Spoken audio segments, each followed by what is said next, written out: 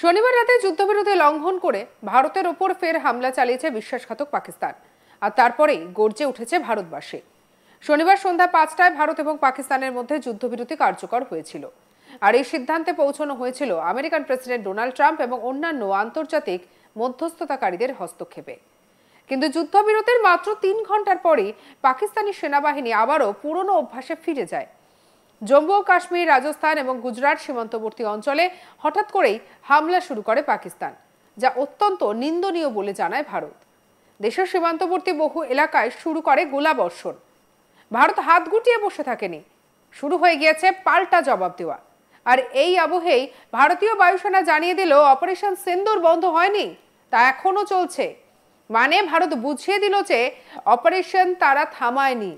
পাকিস্তান যদি কিছু করে তাহলে ভারতও যোগ্য জবাব দিতে প্রস্তুত। এই পরিস্থিতিতে বায়ুসেনা এক্স হ্যান্ডেলে লিখেছে, অপারেশন সিন্দুর নিয়ে যে দায়িত্ব দেওয়া হয়েছিল তার সাফল্যের সঙ্গে নিষ্পন্ন করেছে ভারতীয় বায়ুসেনা। জাতীয় স্বার্থ মাথায় রেখে সতর্কতা এবং বিচক্ষণতার সঙ্গে এই অভিযান পরিচালনা করা হয়েছে। এই অভিযান এখনো চলছে। সময়ের সঙ্গে সঙ্গে এই বিষয়ে বিস্তারিত জানানো হবে। আইএএফ সবাইকে জল্পনা এবং ভুয়ো তথ্য ছড়ানো থেকে বিরত থাকতে আর্জি জানাচ্ছে।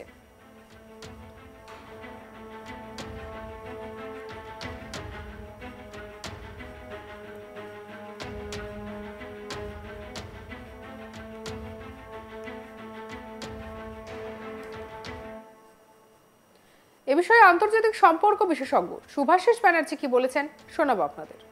এই মুহূর্তে দাঁড়িয়ে অপারেশন সিন্দুর যে চলছে সেটা কিন্তু পরিষ্কার জানিয়ে দেওয়া হলো ভারতের তরফে।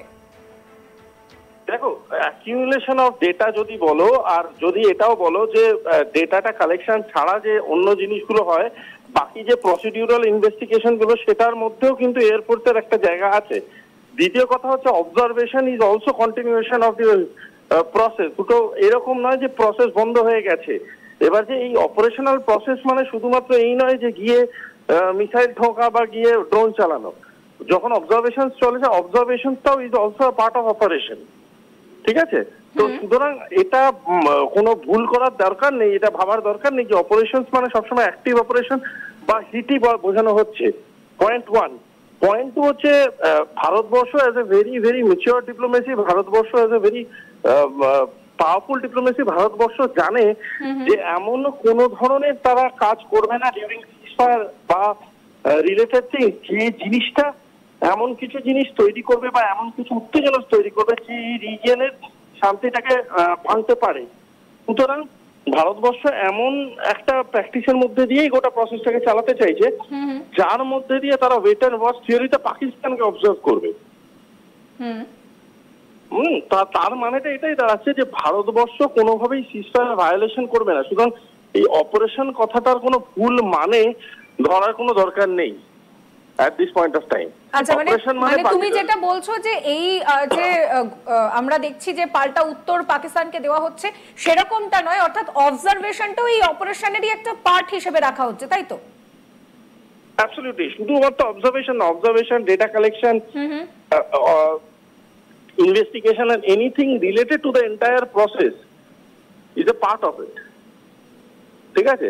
এখানে কোনোভাবেই ধরার কোনো প্রয়োজনীয়তা নেই যে কোনো একটা এমন ঘটনা ঘটছে বা কোনো একটা এমন ঘটনা ঘটানো হচ্ছে। দেখো, ceasefire is already active, correct? সেটা পাকিস্তান ভায়োলেট করতে পারে, বাট ভারতবর্ষ ভায়োলেট করবে না। সেটা হচ্ছে ভারতবর্ষের প্রিন্সিপাল এবং ভারতবর্ষের international doctrine at this point of time. কিন্তু সেটাকে যখন তারা অপারেশন মিন করছে, তারা কোনোভাবেই এরকম কোনো লুজ স্টেটমেন্ট করছে না যে অপারেশন মানে হচ্ছে আমরা সিজফায়ার ভায়োলেট করেও এমন কিছু অপারেট করছি যেটা আমরা করা উচিত নয়। ভারতবর্ষ বোঝাতে চাইছে তাদের যে অপারেশন মানে তাদের যে এন্টায়ার প্রসিডিওরটা, সেই প্রসিডিওরটা ভারতবর্ষ চালাচ্ছে এবং এই প্রসিডিওরটার মধ্যে অবজারভেশনস আছে, এই প্রসিডিওরটার মধ্যে নানান রকম ইনভেস্টিগেশনস আছে, ইভেন এই প্রসিডিওরটার মধ্যে everything that is related to the post Pahalgam attacks, everything এর মধ্যে ইনক্লুডেড আছে। তার মানে এখানে অপারেশনস বলতে যেটা আমরা মানে অর্গানিক ভাবে অপারেশনস বুঝি সেটা নয়। সেক্ষেত্রে দাঁড়িয়ে শুভাশিস দা, গতকাল রাতে একদম শেষ যে প্রেস ব্রিফটা করা হয়েছে ভারতের বিদেশ মন্ত্রকের তরফে, সেখানে কিন্তু একদম পরিষ্কার জানিয়ে দেওয়া হয়েছে যে পাকিস্তান এই সিজফায়ার ভায়োলেশন ঘটিয়েছে এবং ভারত প্রয়োজন হলে যথাযথ ব্যবস্থা নেবে, সেনাবাহিনীকে পূর্ণ স্বাধীনতা দেওয়া হয়েছে। সেক্ষেত্রে দাঁড়িয়ে এরপর যদি পাকিস্তান লাগাতার হামলা চালায়, ভারতের অ্যাকশন প্ল্যানটা ঠিক কি হবে? দেখুন, পাকিস্তান লাগাতার যদি হামলা চালায় তাহলে আমি বলবো তারা নিজের পায়ে নিজে কুড়ুল মারলো। কারণ আমি এটা তর্কের খাতিরে বা সামরিক যতটা তথ্য বা অভিজ্ঞতা থেকে বলতে পারি সাবজেক্টটা, সেটা হলো যে হ্যাঁ আমি মানছি সিজফায়ার অ্যানাউন্স করার পরে ইমিডিয়েটলি অ্যাবসলিউট সিজফায়ার হয়ে যাবে সেটা নয়। যদিও আমি বিশ্বাস করি, মন থেকে বিশ্বাস করি যে পাকিস্তানের মধ্যে সেই নিষ্ঠা বা ইচ্ছা শক্তি নেই সিজফায়ারটাকে অবজার্ভ করা বা সিজফায়ারটাকে রেসপেক্ট করা। মানে পাকিস্তান সিজফায়ারটা ভাঙবে, ইমিডিয়েট ভাঙুক, দুদিন বাদে ভাঙুক, কিছু ঘন্টা বাদে ভাঙুক, সেটা ভাঙবে। কারণ সেটাই তাদের প্র্যাকটিস এন্ড সেটাই তাদের ফেস সেভিং একমাত্র অ্যাক্টিভিটি। এবার ঘটনাটা আমি যেটা বলতে চাইছি সেটা হলো ভারতবর্ষ সেই সিজফায়ারটাকে ব্যালেন্স করছে কিনা। সে ভারতবর্ষ করা কালকে যদি মিস্টার মিস্ত্রি ইয়েগুলো দেখো, প্রেস বিবৃতিগুলো দেখো, সেখানে পরিষ্কার কিছু ওয়ার্ড ইউজ করেছে। তার মধ্যে একটা ওয়ার্ড ইউজ করেছে অবজারভেশন, আর একটা ওয়ার্ড ইউজ করেছে আমরা মিলিটারি রেডি, ঠিক আছে, আরেকটা ওয়ার্ড ইউজ করেছে যে আমরা আমাদের জায়গা থেকে নিজেদের মতো করে প্রস্তুতি নিয়ে আছি। কারেক্ট? এই কথাগুলো যখন তারা বলছে তার মানে কিন্তু ক্লিয়ার কাট স্টেটমেন্ট যে আমরা যেটা এক্সপেক্ট করার, আমরা আমাদের স্ট্যান্ড পয়েন্ট থেকে we are in a correct position, we are observing Pakistan. তার জন্য আমি তোমার আগের প্রশ্নের উত্তরেও যে কথাটা বললাম সেটাও এখানে বলছি যে সেম জিনিস, আমরা অবজারভেশন নিচ্ছি, আমরা অবজারভেশন করছি, আর পাকিস্তানের উচিত সেই অবজারভেশনটাকে রেসপেক্ট করা।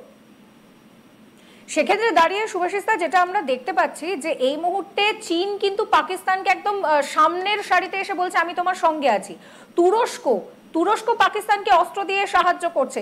সেক্ষেত্রে দাঁড়িয়ে কোথাও গিয়ে কি তোমার এটা মনে হচ্ছে না যে পাকিস্তান এই যুদ্ধবিরতির কথা মুখে বলছে কিন্তু আদৌ সেটা কতটা খাতায় কলমে করতে রাজি হচ্ছে? অহনা, চীন সামনে আছে এটা কি বলছো ওদের এক্সটার্নাল অ্যাফেয়ার্স এর করা টুইটটা থেকে? হ্যাঁ হ্যাঁ হ্যাঁ, এটার ব্যাপারে আমার একটা কথা আছে, যদিও এটা খুব গ্রেভ মোমেন্ট চলছে, আমি খুব লাইট হার্টের একটা কথা বলছি। আমরা সবাই কলেজে পড়াশোনা করেছি, বিশেষ করে ছেলেরা খুব বদমাশ হয়, তারা একটু মেয়ের সাথে যদি কোনো ল্যাবের খাতা এক্সচেঞ্জ করা নিয়ে কথা বলে, তারা ফিরে এসে বলে মেয়েটি আমায় প্রপোজ করেছিল, আমি না করে চলে এলাম।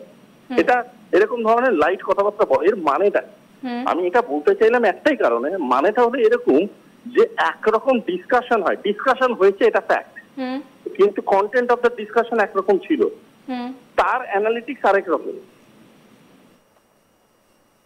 সঙ্গে রাখুন আজ তাক বাংলার ইউটিউব চ্যানেলকে। অন্যান্য খবরের জন্য লাইক, কমেন্ট, শেয়ার, সাবস্ক্রাইব করতে ভুলবেন না।